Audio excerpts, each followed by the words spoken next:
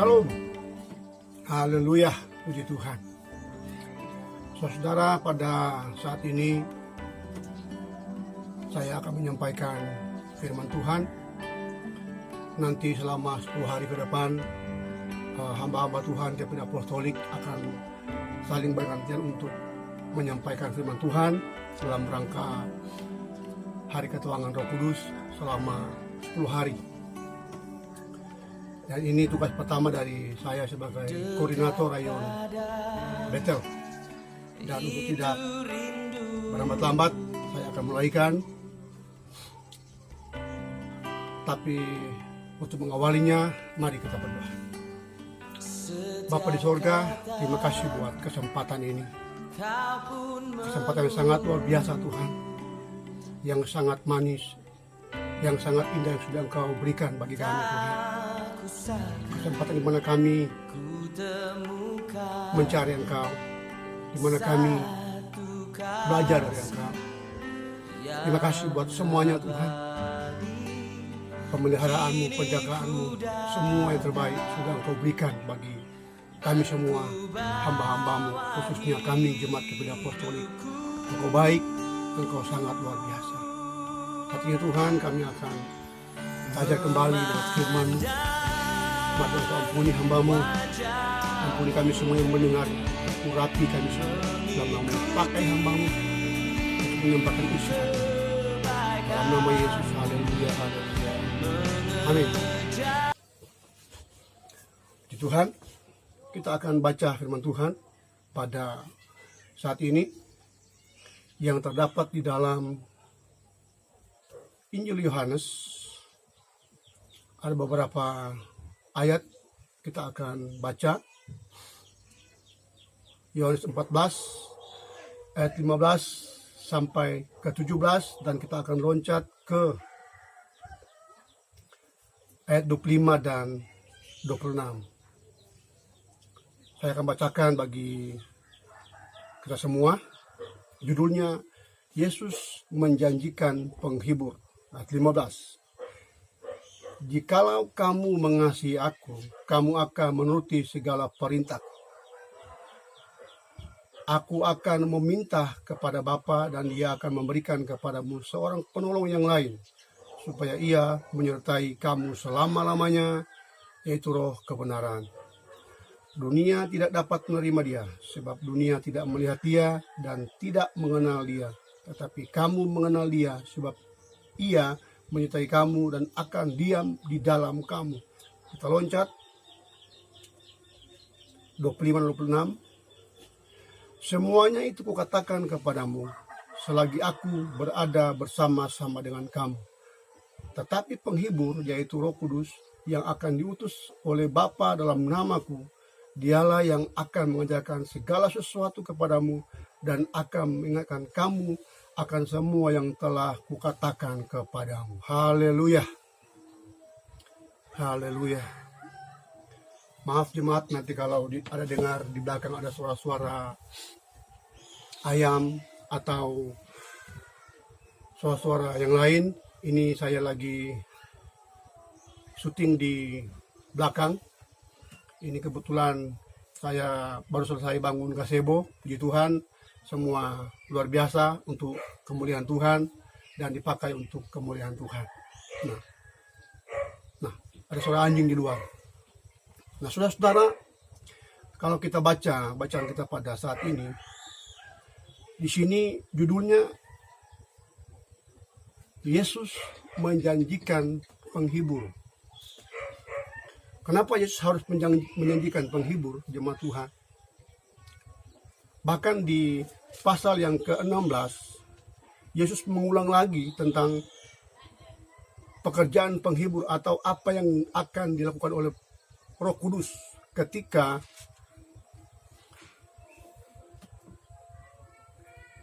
Yesus nanti kembali kepada Bapa. Nah, saudara, kondisi ini terjadi ketika masa-masa di mana Yesus sudah semakin dekat. Dia ditangkap, dia diadili, bahkan dia mati, bahkan dia bangkit, bahkan kemarin sore kan hari kenaikannya dia ada di sebelah kanan Bapa. Nah, Yesus melihat satu kondisi di mana murid-muridnya sudah mulai khawatir. Mereka berpikir bahwa bagaimana hidup mereka kalau tanpa Yesus. Maksudnya ketika Yesus akan kembali kepada Bapa di sorga. Bagaimana mereka nanti? Bagaimana hidup mereka nanti, saudara? Dan Yesus mengantisipasi ini sehingga dia harus menjanjikan satu pribadi yang sangat luar biasa, yaitu Roh Kudus. Nah, saudara, saya beri judul khotbah saya pada saat ini, Roh Kudus yang manis. Kenapa saya katakan Roh Kudus yang manis? Karena dia begitu manis bagi saya. Dia begitu manis bagi keluarga saya, bagi istri, anak-anak saya. Sampai dengan saat ini, bahkan masa-masa sulit ini, dia begitu manis bagi kita semua. Saya percaya juga dia manis bagi Anda di rumah, bagi jemaat Tuhan khususnya GPD Apostolik. Karena dia sangat luar biasa. Saya mau katakan bahwa teruslah berandalkan Tuhan, teruslah berpegang kepada Roh Kudus. Nah, saudara, ada 3 jaminan dari janji Yesus tentang Roh Kudus. Ada 3 jaminan Yesus katakan kepada murid-muridnya. Jangan khawatir, jangan takut, kalau toh saya harus kembali kepada Bapa. Karena di ayat 16, Yesus mengatakan bahwa dia harus kembali kepada Bapa. Dia harus kembali duduk di sebelah kanan Allah Bapa. Dan Yesus mengatakan bahwa dia akan meminta kepada Bapa penolong yang lain, yaitu Roh Kudus. Nah, saudara, di sini ada 3 hal yang akan kita belajar tentang apa yang akan Roh Kudus kerjakan, apa yang akan Roh Kudus buat dalam kehidupan kita ketika kita benar-benar mengenal Dia. Nah, yang pertama, saudara, ayat yang ke-17 bacaan tadi dikatakan begini.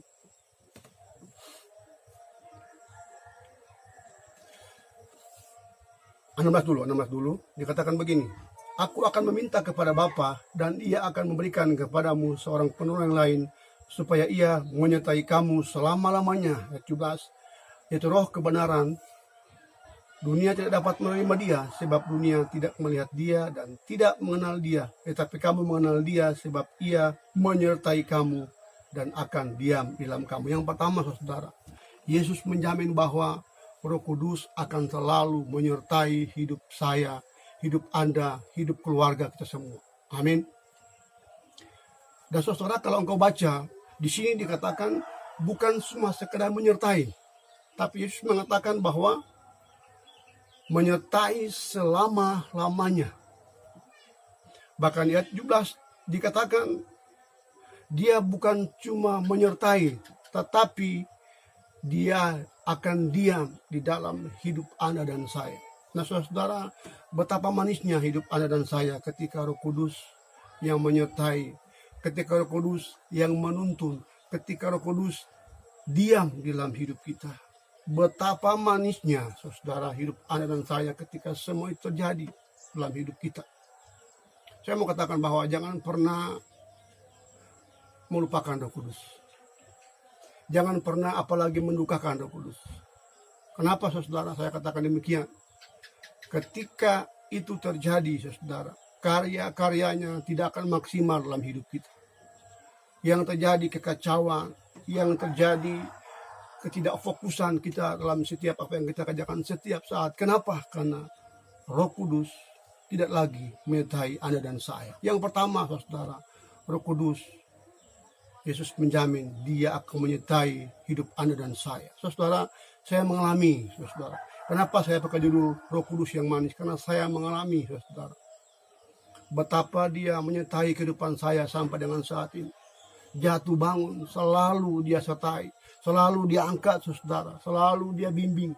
Sehingga saya harus mengatakan bahwa Engkau luar biasa, Roh Kudus. Engkau dahsyat bagi saya dan keluarga saya. Engkau memang amazing. Engkau memang sesuatu. Engkau memang pribadi yang sangat luar biasa. Tidak bisa dikatakan dengan kata-kata. Tetapi dari hati syukur. Karena Engkau begitu luar biasa dalam kehidupan saya dan kehidupan keluarga saya.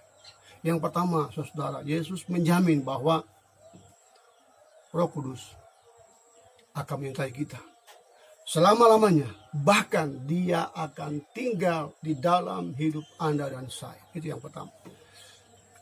Yang kedua, ayat 25 dan 26 saya bacakan sekali lagi. Semuanya itu kukatakan kepadamu selagi aku bersama-sama dengan kamu. Tetapi penghibur, yaitu Roh Kudus yang akan diutus oleh Bapa dalam namaku, dialah yang akan mengajarkan segala sesuatu kepadamu. Yang kedua, Roh Kudus akan mengajarkan kita. Apa yang dia ajarkan? Yesus mengatakan di sini bahwa segala sesuatu. Apa yang diajarkan? Semua hal diajarkan kepada Anda dan saya. Saudara, saya punya pengalaman pribadi masalah ini. Satu waktu ketika soundman Bapak Alan Sengke, dia harus sekolah ke Jakarta menambah ilmu bagian sound system. Saya buta dengan sound system. Saya buta dengan mixer, speaker, saya buta.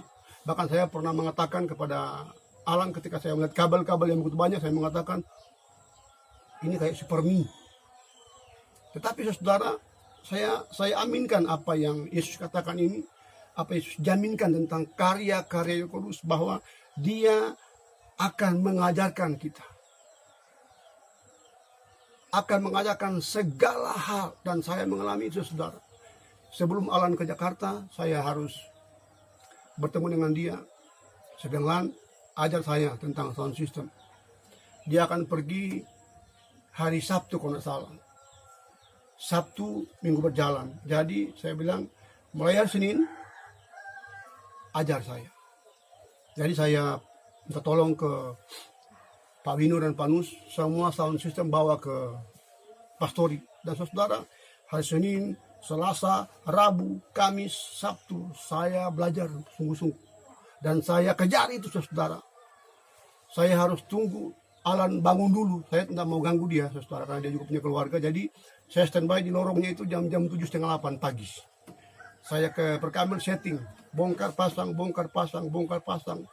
selama 1 minggu. Dan hari yang ditunggu-tunggu itu muncul, di mana hari Minggu saya harus setting saudara alat musik.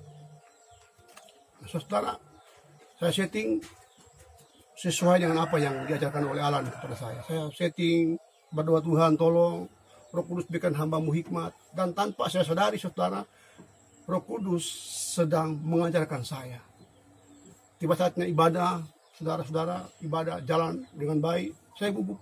Dan saya juga harus terima masukan atau pengakuan dari jemaat Tuhan, terlebih Bapak Gembala. Dan puji Tuhan, Bapak Gembala bilang, penuh Fri mantap. Makanya dia mantap. Dan saudara, saya mau katakan, engkau jangan pernah meremehkan Roh Kudus. Engkau jangan pernah melupakan dia. Kenapa? Mungkin ini sesuatu hal yang biasa, saudara. Tapi kalau engkau benar-benar percaya, kalau engkau benar-benar bergantung dan minta petunjuk Roh Kudus, Yesus bilang tadi bahwa dalam segala hal, di dalam segala sesuatu, saudara, dalam segala hal, Yesus menjawab bahwa Roh Kudus siap mengajarkan. Dan saya mengalami itu, saudara. Dan saya sampai saat ini masih dipercayakan oleh Bapak Gembala, dipercayakan oleh Bapak di surga, oleh Bapak Gembala untuk mengurus sound. Yang kedua, saudara, dia akan mengajarkan kita segala sesuatu. Minta kepada dia, minta tuntunan dia. Apa yang engkau butuhkan, apa yang engkau rindukan untuk Yesus, untuk Roh Kudus kerjakan dalam hidupmu, minta. Dan saya percaya semuanya itu akan terjadi dalam hidup kita ketika kita bersungguh-sungguh dengan pribadi ini. Pribadi Roh Kudus yang manis. Poin yang ketiga, jemaat Tuhan, saya percepat saja karena waktu kita terbatas, hanya 20 menit. Masih di ayat yang ke-26 dikatakan begini. Tadi ketika Yesus mengajarkan segala sesuatu, yang kedua begini. Dan akan mengingatkan kamu akan semua yang telah kukatakan kepadamu. Yang ketiga, saudara, Yesus, Roh Kudus akan mengingatkan kita. Apa yang dia ingatkan? segala sesuatu yang sudah dikatakan oleh Yesus Kristus. Apa yang Roh Kudus ingatkan? Segala sesuatu yang sudah kita pelajari tentang Tuhan.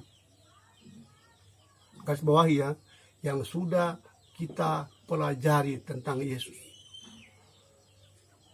Nah, saudara, kami sebagai hamba Tuhan untuk mengkhotbah, mendoakan orang, ini selalu terjadi dalam kehidupan kita. Bahwa ketika ada satu masa kita lupa atau apa, tiba-tiba muncul. Itu yang saya maksudkan dengan Yesus, Roh Kudus akan mengingatkan kita. Saudara, 3 hal penting ini, saudara, akan selalu terjadi dalam kehidupan kita. Yesus menjamin, bahkan di ayat pasal 16, Yesus mengatakan, Yesus menjelaskan tentang pekerjaan penghibur, yaitu Roh Kudus. Apa yang dia akan lakukan terhadap hidup Anda dan saya ketika kita benar-benar mengandalkan Dia. Ketika kita benar-benar percaya kepada Dia. Kesimpulannya, saya mengatakan, saudara, tidak panjang. Saya katakan kesimpulan, Roh Kudus memang pribadi yang manis. Roh Kudus memang pribadi yang sangat luar biasa. Saya harapkan firman Tuhan ini memberkati saya, memberkati jemaat Tuhan, khususnya GPD Apostolik. Amin. Mari kita berdoa. Ya Roh Kudus yang manis, terima kasih buat karya-karyamu dalam kehidupan kami. Terima kasih buat semua yang sudah Engkau kerjakan bagi kami Tuhan. Semuanya untuk memuliakan Engkau. Semuanya untuk menyenangkan Engkau Bapa, Anak, Roh Kudus. Terus pakai kami, terus lengkapi kami, dan berkati kami Tuhan. Khususnya kami, keluarga besar GPD Apostolik.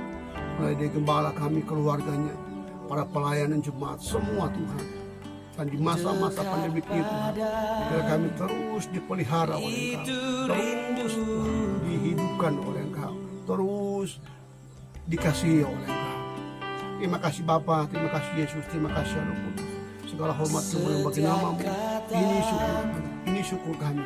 Segala hormat kemuliaan bagi namamu. Dalam nama Yesus, haleluya, haleluya. Amin.